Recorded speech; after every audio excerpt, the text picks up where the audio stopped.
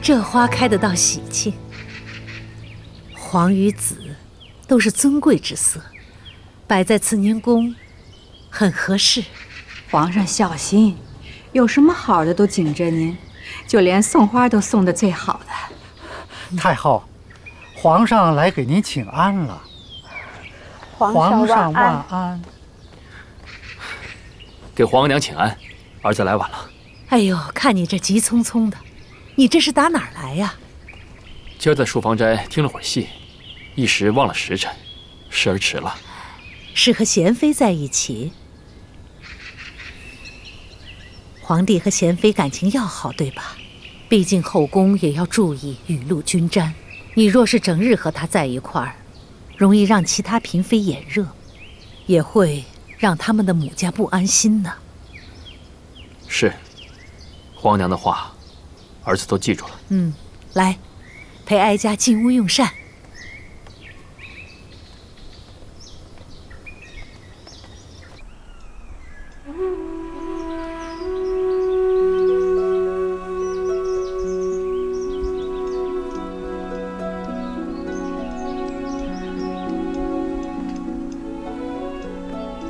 主绣什么呢？哎，这不是昨儿皇上赏给您的诗吗？我把它绣在帕子上，多别致。皇上人虽没来，心里却记挂着主。主想到了皇上，便这般高兴。这费了贤妃好大功夫吧？还绣了人物，是谁啊？回皇上的话，主说皇上的诗是题《吴梅村集》，主最喜欢里头那首圆圆曲，所以这个人物是陈圆圆。他倒有心思。皇上方才启祥宫来请过了，嘉贵人等着您去用晚膳呢。皇上夸主有心思，不如当着主的面夸，比奴婢传话来得好。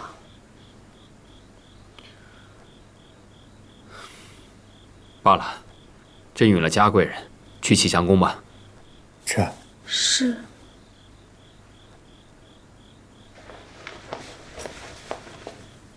主，怎么了？嘟了个脸。皇上明明喜欢主的刺绣，偏还去了嘉贵人那儿。这些日子，皇上怎么来咱们宫里少了？皇上自有安排，你着什么急啊？好吧，好吧，奴婢就陪主在这儿等着。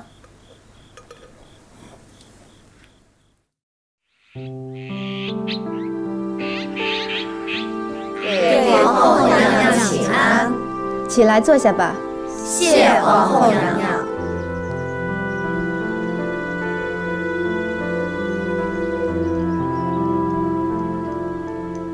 皇后娘娘今儿穿的这身衣裳，花样虽少，却以清朗为主，看着很是大气。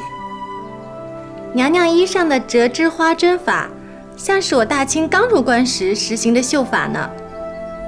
可是夏宫里最实行的，是在整件衣上满绣轻巧花样，会用金银丝线和米珠薄薄织起，或织金泥金，缀在江南最软的绸缎上，真的是又华丽又轻软。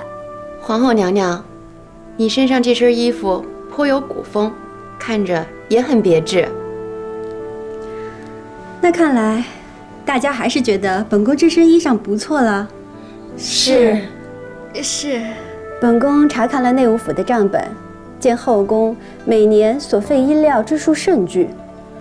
本宫的这身衣衫虽然是绣花，但疏落简朴，而你们所穿的衣服，且不论衣料，便是这刺绣一项，便所费太多。皇后娘娘说的是，可是咱们也不是用不起这些呀。后宫所事，民间往往追捧，所以才使得京城中江南所来的衣料翻倍而涨，就是绣工也愈加昂贵。如此下去，奢靡成风，还如何了得？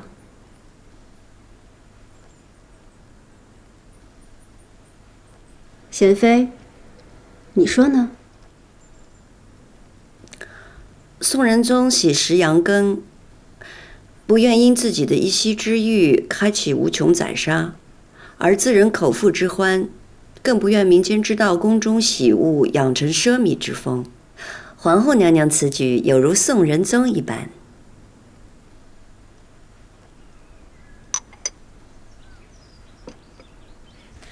皇后娘娘说的固然是，可是皇上一直都说圣祖和先帝励精图治，国富民强。便是国富民强，后宫也不能挥霍，否则祖宗们留下的基业还能经得起几代？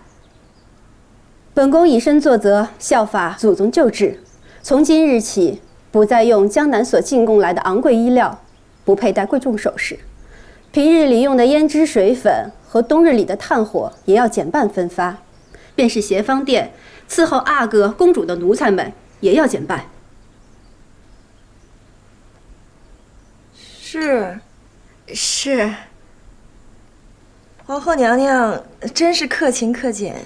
本宫也是想着，咱们身居六宫，但却为天下女子的表率，咱们不能忘了祖宗们定天下的艰难。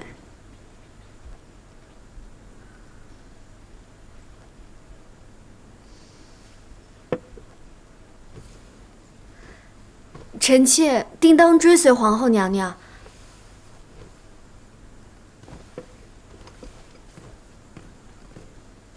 臣妾定当追随皇后娘娘。水之，一会儿回去啊，先让主过目这些布料，他要送给三阿哥裁衣裳的。是。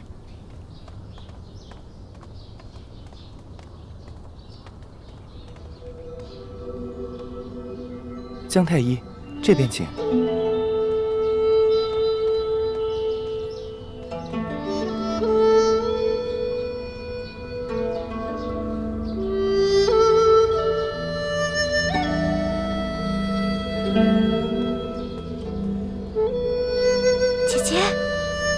姐姐，走吧。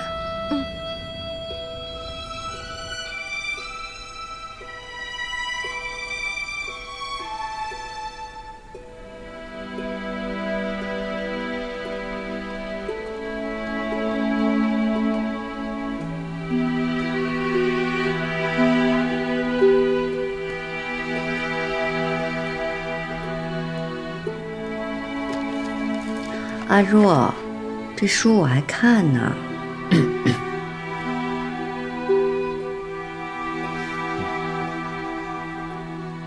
皇上，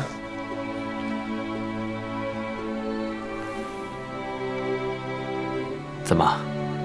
这些日子许久未见，是不是朕的样子变了，才让你如此发呆？臣妾是有日子未见皇上了，但皇上容光焕发，可见素日保重。那朕没来的这些日子，你可有保重自己啊？很想保重，但就是见不到皇上。哼，朕这不是来了吗？皇上，这茶凉了，我让阿若给你换杯热的。阿若，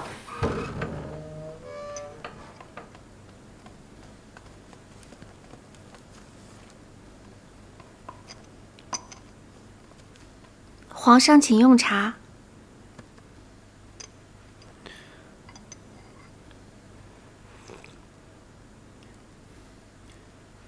是奇云瓜片。奴婢估摸着皇上刚用了膳，天气冷了，难免多用荤腥。这茶消垢腻、去积滞，是最好的。千灵百丽，心思又细，是你调教出来的吧？这话都是主平日口里颠来倒去说的，惦记着皇上用什么了，用的好不好。奴婢不过是耳熟，随口说出来罢了。好，下去吧。是。难怪朕想着你的茶，原来你也惦记着朕呢。原来皇上是想着臣妾这儿的茶，那明日里臣妾就往各宫里都散一些，也好引得皇上各宫都去坐一坐。哼，这话便是赌气了。如意啊，朕知道你入宫以来受了不少的委屈，朕想护着你，可是不如在前底时可以自由自主，所以为了朕，你忍一忍，王亲，奴才在。东西呈上来。这。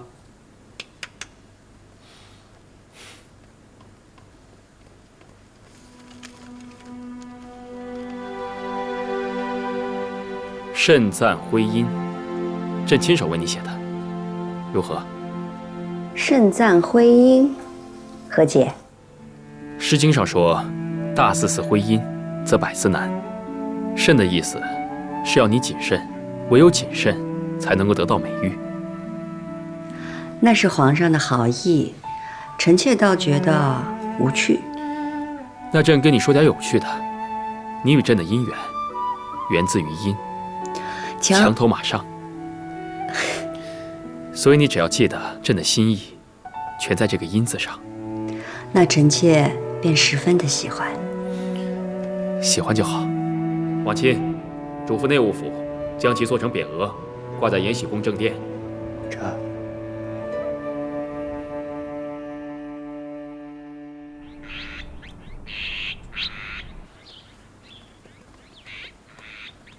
奴才给贵妃娘娘宜贵人、嘉贵人海常在请安。起来吧。谢娘娘。秦公公，今儿个怎么老董你过来了？皇后娘娘说啊，这不连着下了几天的雪，天气湿寒，特意吩咐太医院做了白花丹和海枯藤的香包给各宫佩戴，这能祛风湿、通经络。皇后娘娘真是体恤下情啊。可不是嘛。本宫素来体寒怕冷，多亏了皇后娘娘想着。莫心，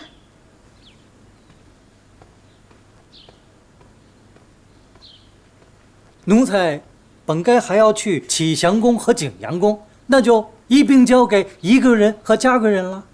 有劳秦公公了。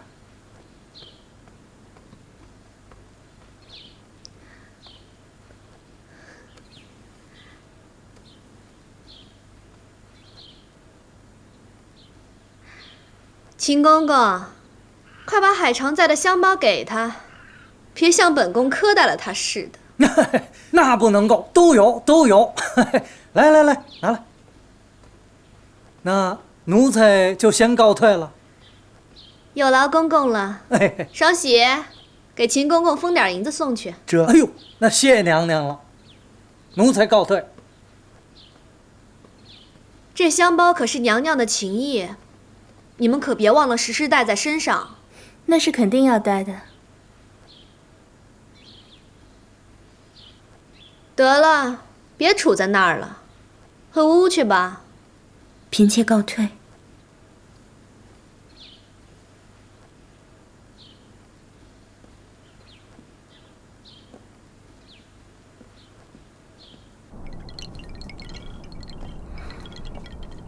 跟块木头一样。难怪皇上不喜欢。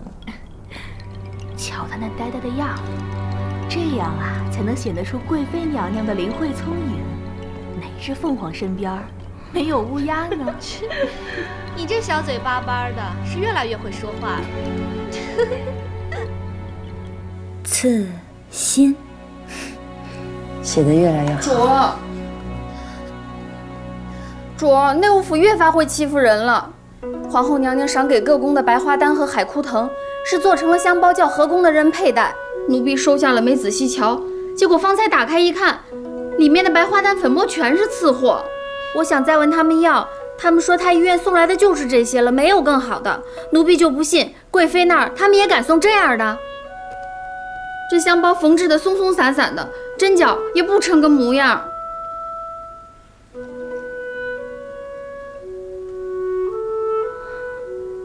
方才我过来，秦丽正眼巴巴地往咸福宫送香包呢。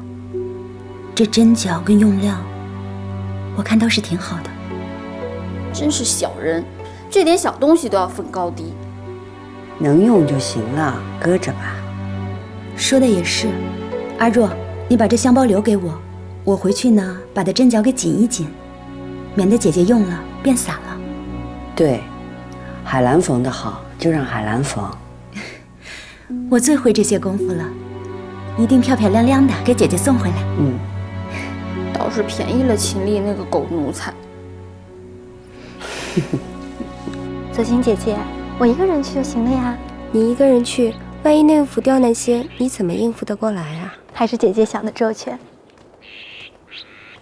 姜太医，左心啊，左心，你好吗？我挺好的。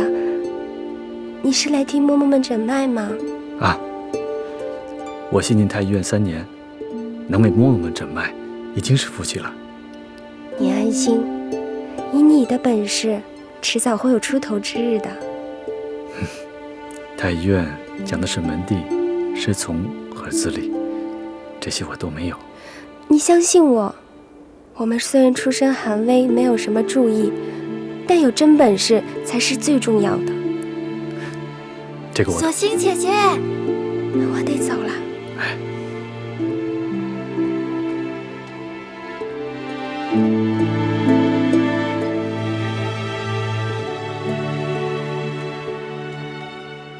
左心姐姐，这2个月去内务府，你都往这条路上走，就总能遇见姜太医。我和他自幼相识，小时候家里遭了灾祸就分开了，没想到进了宫却能在这里遇见。青梅竹马呀，是好事。可是呀，姜太医还年轻，在太医院怕得熬着。我和他都是奴才，但若勤勉，未必没有出头之日。前朝那些王公大臣，有哪个不是皇上的奴才呢？姐姐好志气，凭真本事吃饭才是真的。哎，姐姐，听闻皇上最近总在养心殿召南府的琵琶伎奏曲呢。是吗？若论一手好琵琶，宫里谁比得过贵妃呢？皇上怎么不招贵妃啊？